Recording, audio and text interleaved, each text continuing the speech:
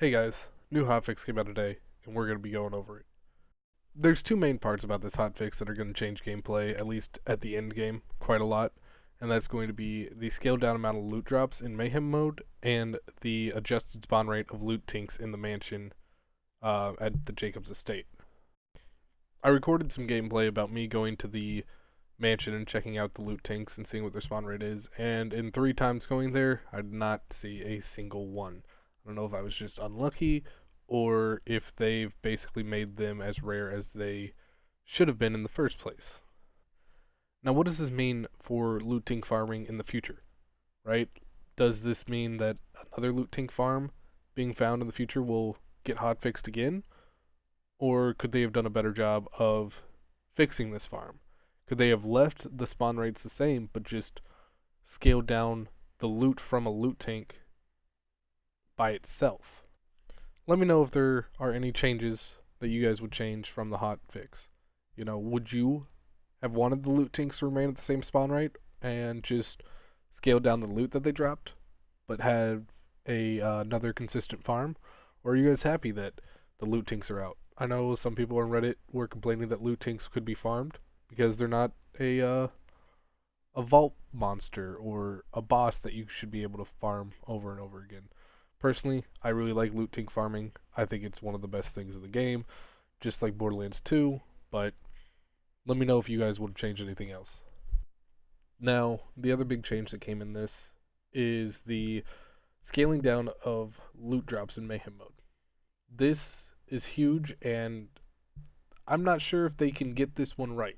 And what I mean by that is there's always going to be somebody who's unhappy with the change, right? So you scale it down, you make it more and more hardcore for players to get the loot that they want, especially the anointed loot, the anointed legendaries for their build. And this is going to make some players upset who are like, you know what, I really liked having 5, 6 legendaries drop, and when it's me and 3 of my friends in a co-op session, we each get one or something. We each get maybe 2 if we got really lucky. People are going to complain about it until Gearbox takes a stand on it. Now, what I mean by Gearbox taking a stand on it is, do they want people to have 5 to 10 legendaries drop per boss fight, and you have to pick the best legendaries out of that boss fight to take?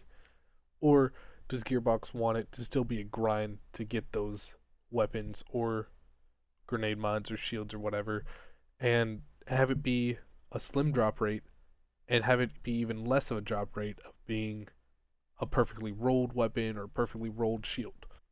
Again, let us know down in the comments what you guys think would be a better solution, or if you guys like the solution. If you guys don't like it, what is your opinion on it?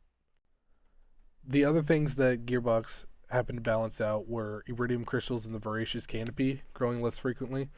This is just taking out iridium farm, basically. It's like 50 iridium a run if you ever do it. It's pretty good, pretty quick, but that's just taking that out. Torg shotgun sticky damage has been reduced. Honestly, I didn't know this to be much of a problem. I didn't think that it was pretty exploitable, but maybe it was, and I was just blind to it.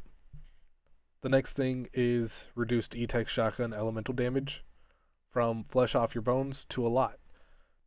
The next thing is that the Chupacabrach dropped too much of his hard-earned loot, basically meaning the loot that's specific for him and not just like a world drop was dropping too much for people, and they just the loot chance of that. So that's a good thing in my opinion. I think that the hard-earned loot from bosses should be a little bit tougher to get. And then one of the biggest ones that I've seen tons of people complain about on Reddit is they removed the pain sounds from Troy for his boss fight. So this one's actually also pretty big, probably the third biggest in my opinion. What this does is basically remove any of the elemental status effect sounds that were coming from Troy during the boss fight. And this is huge because Troy would just scream and scream and scream during the boss fight, and you wouldn't have any of his dialogue really. Now I have pictured the hotfix from the forums. It's going to be on screen if you want to pause and take a look at it. If not, I have a link in the description.